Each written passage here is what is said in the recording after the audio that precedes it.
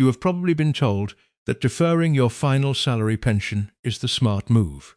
Wait one extra year, and many schemes add something like 2.5% to your income for life, guaranteed. It sounds like an offer you cannot refuse. Here is the number that changes the picture. The average breakeven age for that kind of deferral sits around 89, which means you might spend years waiting for a bigger income and never actually come out ahead. Meanwhile, there is a completely different route sitting right in front of you. Take your defined benefit pension now, at 60, and reinvest what is left after tax into a SIPP. Done properly, that could put an extra £60,000 into a pension pot, working for you before you even turn 70. Most people never try this because they have been told it will trigger a tax charge worth thousands. That fear is doing a lot of work it has not earned. I have watched people talk themselves out of this before they even check the rules. The two numbers that decide whether this works or backfires are £10,000 and £60,000. One is a limit most people think applies to them and does not. The other is a limit almost nobody checks, and it is the one that actually matters. Before you ring your scheme, there is one rule that trips up even people who should know better, and a tax charge that can wipe out every penny of the gain if you get it wrong. Let us clear that up first. The rule everyone gets confused about is the Money Purchase Annual Allowance, MPAA for short. Here is the surprise. The MPAA is £10,000 a year, but it only switches on when you flexibly access a defined contribution pension through something like drawdown. It does not switch on just because you start drawing your final salary pension. That single distinction is the whole trick, and most people never get told it. Your defined benefit pension pays out as what HMRC calls a scheme pension, not a flexible withdrawal. So you can start taking that income at 60, pay tax on it like any other income, and still put up to £60,000 a year into a SIPP without ever touching the MPAA. I have watched people assume the opposite the moment they hear the word pension income and quietly give up on a strategy that was open to them the whole time. Here is where it gets more dangerous. The £60,000 figure is your normal annual allowance, and it covers every pound going into every pension you hold, not just the SIPP. If you earn well and your adjusted income creeps past £260,000, that allowance starts shrinking down by £1 for every £2 over the threshold until it bottoms out at £10,000. Most people reading this will not hit that ceiling, but if you are still working part-time or drawing a large final salary income on top of investments, it is worth 10 minutes to check. Picture someone drawing £15,000 a year from their old employer's pension. No MPAA involved because it is a scheme pension. They put £15,000 into a SIPP. HMRC tops it up to £18,750 through basic rate relief, and if they pay higher rate tax, they can claim back a further £3,750 through self-assessment. That is £18,750 landing in the pension for a net cost of £11,250 out of pocket, well within the £60,000 ceiling, with plenty of room left over. The Financial Conduct Authority is blunt about the bigger decision hiding behind this trick. Moving out of a defined benefit scheme entirely is unlikely to suit most people, and if the transfer value is over £30,000, you are required to take regulated advice before doing it. That rule exists because giving up a guaranteed income for life is not something to reverse. We are not talking about that here. We are talking about what you do with the income once you are already receiving it. If you have a final salary pension sitting from a previous job, this is the exact situation this rule was built to protect, but only if you actually understand how it works, instead of assuming the worst and walking away from it. So if the MPAA is not the trap, why do so many people who try this still end up with a tax bill instead of a bigger pension? The answer is hiding in that annual allowance figure, and it can catch you out in a way you would not expect. Here is a simple way to work out whether this is worth doing for your own pension. 3 checks, in order. First, look at your deferral increase.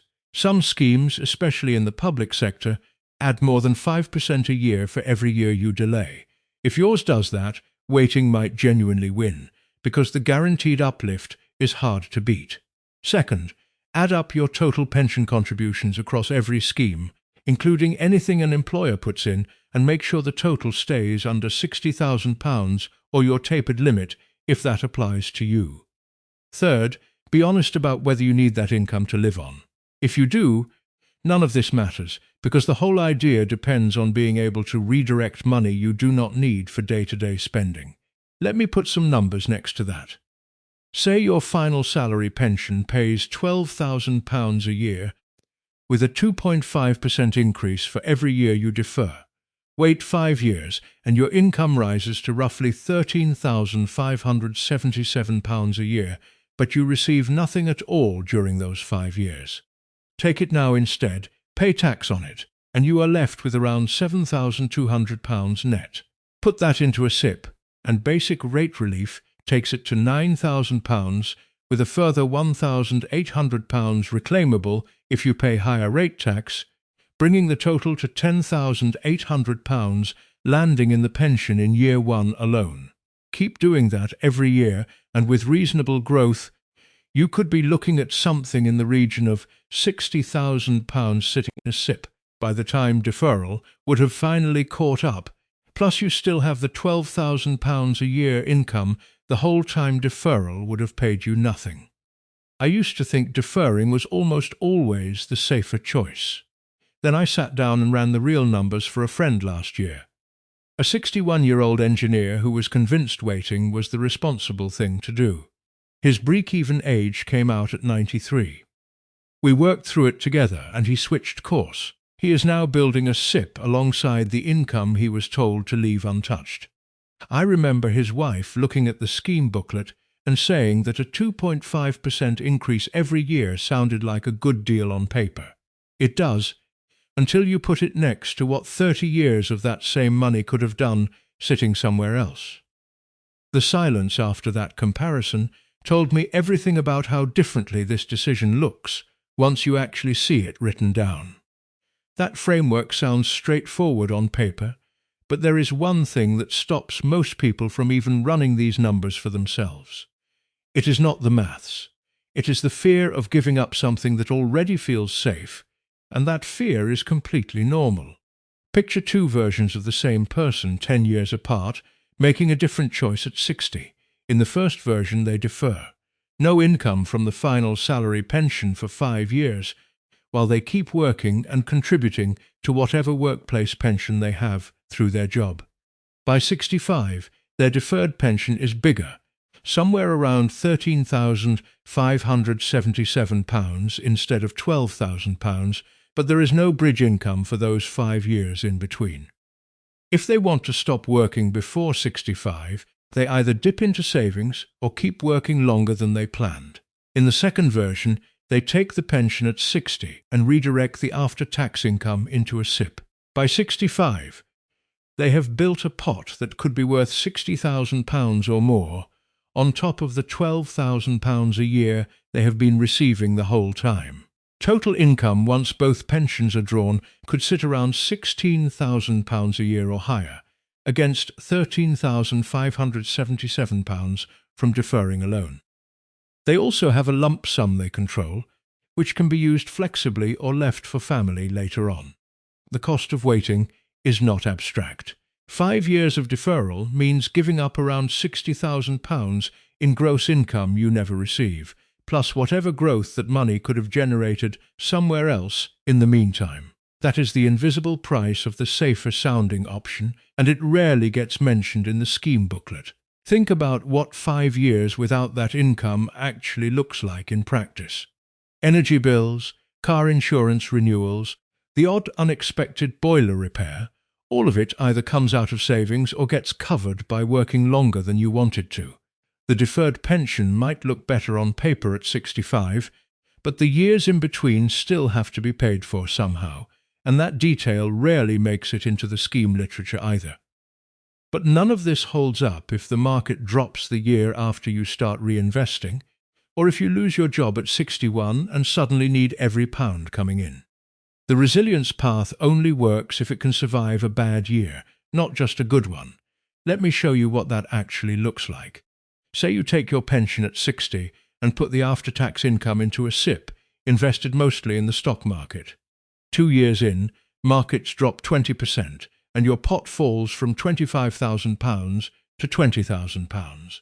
The instinctive reaction is to panic, stop contributing, or worse, pull money out, which can crystallize a loss right when you can least afford it. The steadier approach looks different.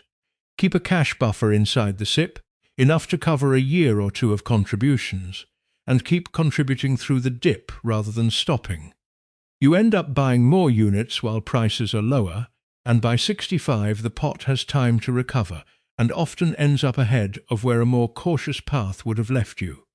This is not about predicting the market. It is about surviving the years you cannot predict.